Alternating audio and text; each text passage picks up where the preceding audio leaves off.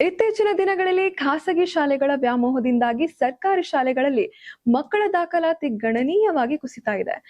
ಈ ಆತಂಕಕಾರಿ ಬೆಳವಣಿಗೆಗೆ ಬ್ರೇಕ್ ಹಾಕಲು ಕೊಪ್ಪಳ ಜಿಲ್ಲೆಯ ಶಿಕ್ಷಕರು ಮತ್ತು ಗ್ರಾಮಸ್ಥರು ವಿಶಿಷ್ಟ ಹೆಜ್ಜೆಯನ್ನ ಇಟ್ಟಿದ್ದಾರೆ. ಕೊಪ್ಪಳ ಜಿಲ್ಲೆಯ ಸಿದ್ದೇಕೊಪ್ಪ ಗ್ರಾಮದ ಸರ್ಕಾರಿ ಹಿರಿಯ ಪ್ರಾಥಮಿಕ ಶಾಲೆಯಲ್ಲಿ ಈ ವರ್ಷದ ಶಾಲಾ ಆರಂಭೋತ್ಸವವನ್ನ ಕೇವಲ ಔಪಚಾರಿಕವಾಗಿ ಮಾಡದೆ ಇಡೀ ಗ್ರಾಮವೇ ಸಂಭ್ರಮಿಸುವಂತೆ ಹಬ್ಬದಂತೆ ಆಚರಿಸಲಾಗಿದೆ. ಸರ್ಕಾರಿ ಶಾಲೆಗೆ ಮಕ್ಕಳನ್ನು ಆಕರ್ಷಿಸಲು ಮತ್ತು ಅವರಲ್ಲಿ ಶಾಲೆಯ ಬಗ್ಗೆ ಉತ್ಸಾಹವನ್ನು ಮೂಡಿಸಲು ಶಿಕ್ಷಕರು ಹಾಗೂ ಗ್ರಾಮದ ಮುಖಂಡರು ಸೇರಿ ಹಮ್ಮಿಕೊಂಡಿದ್ದ ಕಾರ್ಯಕ್ರಮದಲ್ಲಿ ಹಳ್ಳಿಯ ಸಂಸ್ಕೃತಿಯನ್ನ ಬಿಂಬಿಸುವ ಕಲಾ ತಂಡದ ಡೊಳ್ಳು ಕುಣಿತದ ಜೊತೆಗೆ ಶಾಲಾ ಮಕ್ಕಳನ್ನ ಚಕ್ಕಡಿಯಲ್ಲಿ ಕೂರಿಸಿ ಊರಿನ ಪ್ರಮುಖ ಬೀದಿಗಳಲ್ಲಿ ಮೆರವಣಿಗೆ ಮಾಡಿಸಲಾಯಿತು. ಶಾಲಾ ಮಕ್ಕಳ ಚಕ್ಕಡಿ ಸವಾರಿ ಇಡೀ ಗ್ರಾಮದಲ್ಲಿ ಗಮನ ಸೆಳೀತಾ ಇತ್ತು.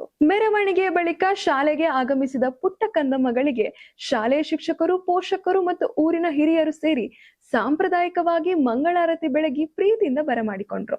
ಹೊಸದಾಗಿ ಶಾಲೆಗೆ ಹೆಜ್ಜೆ ಇಟ್ಟ ಮಕ್ಕಳಿಗೆ ಸಿಹಿ ತಿನ್ನಿಸು ನೀಡಿ ಅವರ ಮುಖದಲ್ಲಿ ನಗು ಮೂಡಿಸಿದ್ದಾರೆ. ಖಾಸಗಿ ಶಾಲೆಗಳ ಪೈಪೋಟಿ ನಡುವೆ ಸರ್ಕಾರಿ ಶಾಲೆ ಮಕ್ಕಳ ದಾಖಲಾತಿಯನ್ನು ಗಣನೀಯವಾಗಿ ಹೆಚ್ಚಿಸುವುದು ಮತ್ತು ಸರ್ಕಾರಿ ಶಾಲೆಗಳಲ್ಲಿ ಸಿಗುವ ಉಚಿತ ಶಿಕ್ಷಣ ಸೌಲಭ್ಯ ಮತ್ತು ಪೋಷಕರಲ್ಲಿ ಧನಾತ್ಮಕ ಭಾವನೆ ಮೂಡಿಸುವುದು.